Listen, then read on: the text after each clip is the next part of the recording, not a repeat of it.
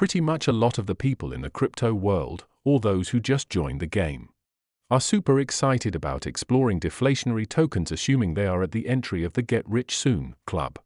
They think these tokens, with the deflationary spec, are like magic money trees that will automatically grow in value over time, making their wallets fatter without them having to do much at all. It's such an appealing idea, right? Like, oh, if the supply keeps getting smaller, the price has to go up. But is that really how it works? You know, majority of the holder in the market were confused and injected with the idea of that. These tokens come with special features, such as automatic burning or rewards that cut down the total supply, which should make each token worth more as time passes.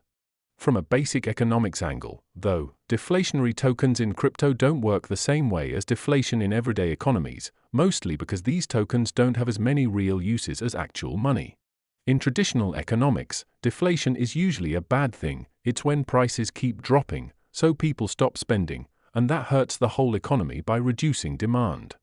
But in crypto, a deflationary token is more like a smart trick on the supply side. It's programmed into the system to shrink the supply on purpose, hoping that this forced scarcity will create demand through speculation.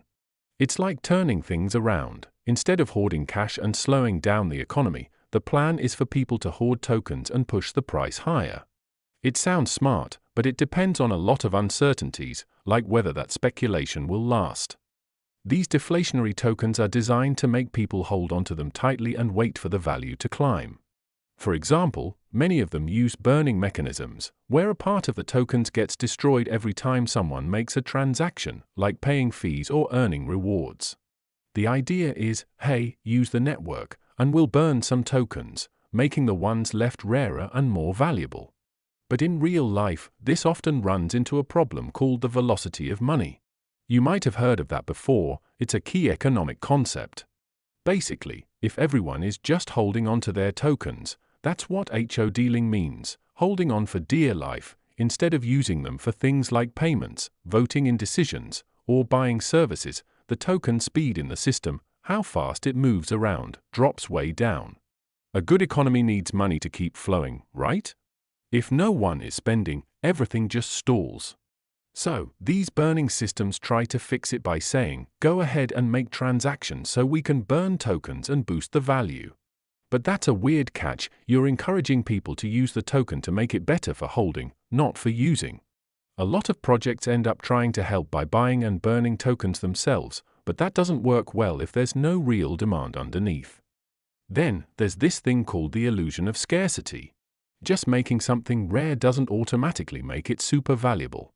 Real value comes from actual usefulness and people wanting it, and scarcity only helps if the basics are already strong. Think about it, a deflationary token with no real purpose is like a rare toy that's just sitting in a box. It might look cool, but it's worthless if no one cares. These tokens are often sold as digital gold because of the burning, but without any solid uses, it's all just hype. For instance, imagine a token that's supposed to power a decentralized app, but if no one's actually using the app, the burning doesn't do anything. Another big problem is the concentration of wealth. The early investors and big players, who we call whales because they hold so many tokens, grab a huge share right at the start. As the supply shrinks from burning, their portion gets even larger, which goes against the whole idea of crypto being decentralized. That's really disappointing, right?